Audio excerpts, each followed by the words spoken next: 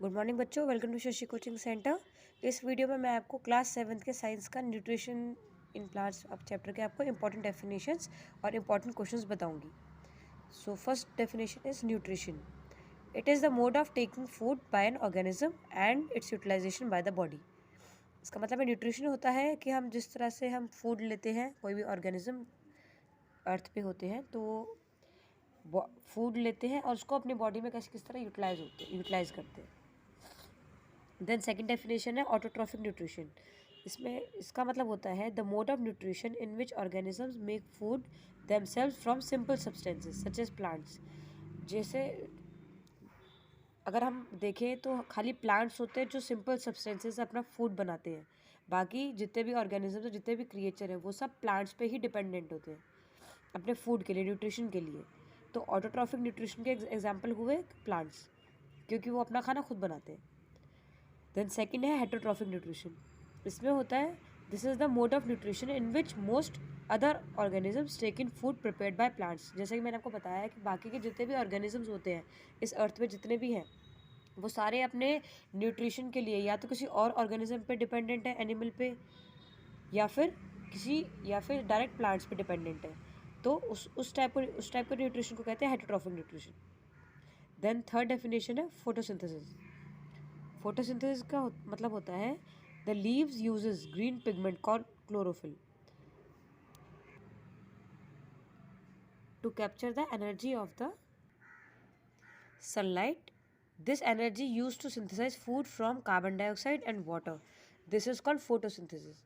बच्चों, इसका मतलब होता है कि फोटोसिंथेसिस प्रोसेस होता है जिसमें जो ग्रीन लीव्स होती हैं वो chlorophyll, water, carbon dioxide and sunlight की प्रेजेंस में अपना खाना बनाती है। इस प्रोसेस को फोटोसिंथेसिस कहते हैं। बच्चों, इसके अलावा एक जो इंपॉर्टेंट क्वेश्चन है, फर्स्ट क्वेश्चन है what is the difference between parasites and saprotrophs. So इसका आंसर है parasites are the organisms that deprives host from the nutrients. इसका मतलब है कि जैसे जो ऑर्गेनिजम्स हैं वो जो होस्ट है यानी कि जो प्लांट्स हैं उनसे न्यूट्रिशन लेते हैं। डिप्राइव मतलब होता है कि अगर उनसे न्यूट्रिएंट्स लेंगे तो ऑब्वियसली उनके अंदर थोड़े कम हो जाएंगे। तो उनको जो ऑर्गेनिजम्स प्लांट से न्यूट्रिएंट्स लेते हैं तो उनको पैरासाइट्स कहते हैं। सेकंड होता है सेप्रोट्रॉप्स। सेप्रोट्रॉप्स किनको कहते हैं? Saprotrophs are those organisms which take in nutrients from dead and decaying matter. दोनों में डिफरेंस क्या है? पैरासाइट्स होते हैं जो प्लांट से न्यूट्रिएंट्स लेते हैं, लेकिन सेप्रोट्रॉप्स कौन से होते हैं? जो बाकी जैसे जो डेड ऑर्गेनिजम्स हैं उनसे अपना न्यूट्रिएंट्स लेते हैं।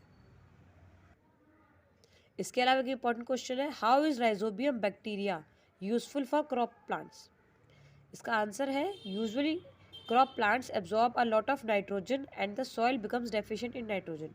इसका मतलब है जैसे जो सॉइल में नाइट्रोजन होती है, जो क्रॉप प्लांट्स होती हैं, जैसे बेसिकली मतलब मोस्टली जैसे जो बाकी होती है, पीज हो गई, बीन्स हो गई, ये सब क्या करती है? नाइट्रोजन सॉइल से अपने अंदर एब्जॉर्ब करती है। सो ऑब्वियसली अगर जो क्रॉप्स है वो नाइट्रोजन अगर लेंगी तो ऑब्वियसली सॉइल में नाइट्रोजन कम हो जाएगी।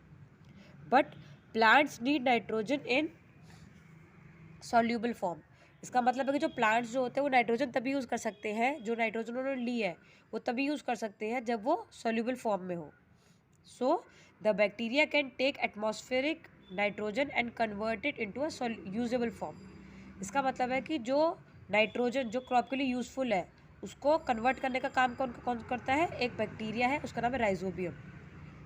राइजोबियम का यूज़ क्या होता है कि वो उसको कन्वर्ट करके प्लांट्स के लिए यूज़फुल बनाता है। आगे, but rhizobium can not make its own food. वो अपना खाना खुद नहीं बना सकता। So in return it takes food and shelter from the plants. मतलब राइजोबियम जो होता है वो अपने फूड एंड शेल्टर के लिए प्लांट पे डिपेंडेंट करता है और बदले में वो उनको नाइट्रोजन सॉल्यूबल फॉर्म में कन्वर्ट करके उनको यूज़ करने के लिए हेल्प करता है। बच्चों, आई होप आपको ये वीडियो कुछ यूज़फुल होगी एंड मेरे चैनल को सब्सक्राइब करना मत भूलिएगा।